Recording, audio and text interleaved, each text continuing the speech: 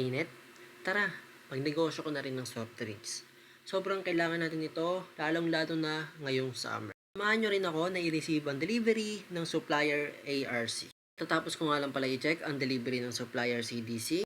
Ina-update ko nga pala yung mother ko gamit ang walkie-talkie. Dahil tapos ko na i-check ang delivery sa bodega, at kailangan ko siya ma-inform para malaman niya na okay na. At pwede na bayaran dahil na-receive na natin ang in-order na produkto na maayos ang quality at tama ang quantity. Kaya bumili na rin kayo ng walkie-talkie. Malaking tulong ito dahil mabilisan ka na makapag-communicate sa mga ka-workmate mo at hindi na natin kailangan pang paghintayin ng mga supplier. Mabibili nyo nga pala ito dyan sa yellow basket, dyan sa lower left side ng screen nyo. Dyan kayo bumili para sigurado na maganda ang quality. Madali lang kasi masira yung ibang walkie-talkie na nabilan ko sa ibang TikTok shop. Kinuha ko na nga pala yung resibo para ma-check ko na mga bagong deliver na produkto na in-order namin. Dito, inaayos ni Kuya yung mga basyo na nakaharang para madalian sila sa pagpasok ng mga produkto. Dito, pumasok nga pala ako sa loob ng bodega para makita ko ang pagbaba ng mga produkto. Dito, nagsisimula na magbasyo si Kuya.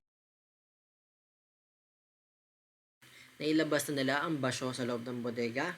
Kaya i-atras na nila ang sasakyan para sakto sa pinto at para mas madali ipasok ang mga bagong deliver na produkto. Kailangan nila mag-iwan ng counting space para may daanan dahil bodega ito. At kailangan natin kumuha ng mga stocks kapag nauubos na sa tindahan. Tatanggalin na nila yung bakal na nakalagay sa mga soft drinks para hindi mahulog. Sisimulan na nila ipasok ang mga bagong deliver na soft drinks, RC, Juicy Lemon, Fruit Soda Orange, at RC Root Beer.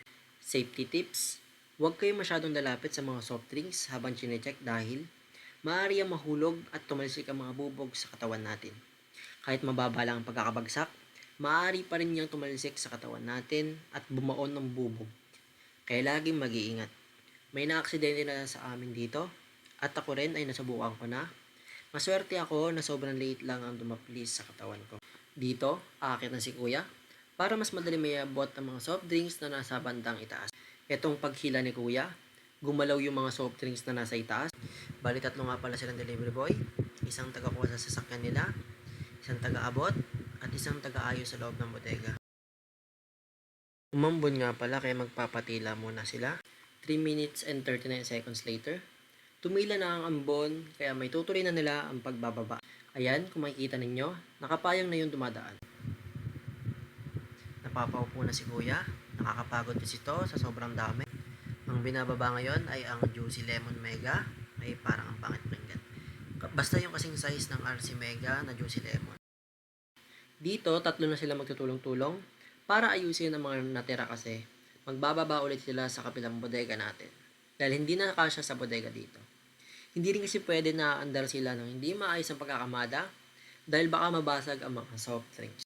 Tapos na nila ayusin at papunta na sila sa kabilang bodega. Tapos na nga pala sila magbaba ng stock sa kabilang bodega.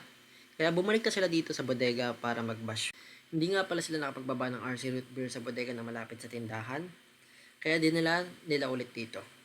Kahit kaunti lang, basta mayroong stock sa bodega na malapit. Mas maganda kung kumpleto ang stocks para hindi na kailangan pumunta pa sa ibang tindahan ng ating mga customer. Tapos na sila magbaba ng mga produkto. Salamat sa pagsusupply sa amin mga kuya. Ayan, nagbabasyo na sila. At ayusin nila yung natitirang stocks na i-deliver pa nila sa ibang sari-sari store. Good luck sa susunod na matideliveran nila kuya. Sana kumpleto yung stocks at hindi na sila babalik pa para makumpleto yung in-order nyo. Umakit na nga pala yung boy namin na nakakulay blue para bilangin ng mga basyo. Pupunta sila dito na punong-puno ng laman at babalik sila sa kanilang warehouse na puro basyo na lang. Pagkatapos ng mga mega na mga basyo, yung 8 ounce naman, hindi pa sila aalis. Inurong lang nila ang sasakyan. 8 ounce naman ang basyo na kukunin nila. Ayan, kanya-kanya na silang ayos ng mga basyo. Yung isa sa isang side at yung isa sa isang side. Ang proseso pala ng pagbabasyo nila ay inaayos mo nila base sa size at pagkapare-pareho. Mega sa mega, 8 ounce sa 8 ounce, RC sa RC, Juicy Lemon sa Juicy Lemon, RC Root Beer sa RC Root Beer. Ayan, lumapit na kami para bilangin yung basyo. Palitan lang. Salamat sa panonood. Sana may panibago kayo natutunan sa negosyo.